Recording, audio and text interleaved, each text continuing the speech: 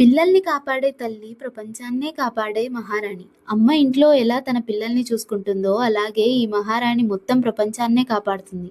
ఆమెకు ఏమైనా చేయగలిగే శక్తి ఉంది. ఒక సామెత ఉంది, పిల్లల్ని కనగలం కానీ వాళ్ళ జాతకాల్ని కనగలమా అని. కానీ ఈ తల్లి మాత్రం జాతకాన్నే మార్చగలదు.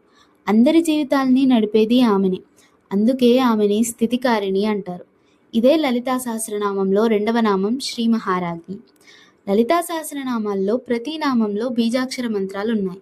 ఉదాహరణకి మహాలో హాని విడదీస్తే అహాకారం మహాకారం. అహ అంటే సృష్టి యొక్క ఆది శివుడు, మహా అంటే దాని యొక్క స్పందన శక్తి లలితాంబ. సింపుల్ ఎగ్జాంపుల్ చెప్పాలంటే మన శరీరమే శివుడు, దాని యొక్క హార్ట్ బీట్ శక్తి. ఈశ్వరుడు శక్తి అనేవి రెండు వేర్వేరు పదాలు, కానీ రెండు ఒకటే. ఈశ్వరుడినే అమ్మ అని పిలిస్తే లలితాంబ అవుతుంది. శివుడు లేకుండా శక్తి లేదు, శక్తి లేకుండా శివుడు లేడు. ఇదే విషయం ప్రతి నామం సహస్రనామంలో చెప్తుంది.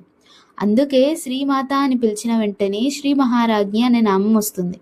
ఎందుకంటే ఆమె తల్లి మాత్రమే కాదు, అన్ని లోకాలను పరిపాలించే పరమేశ్వరి, అన్నిటికీ మూలాధారమైన ఆదిపరాశక్తి. శ్రీమాత్రే నమః.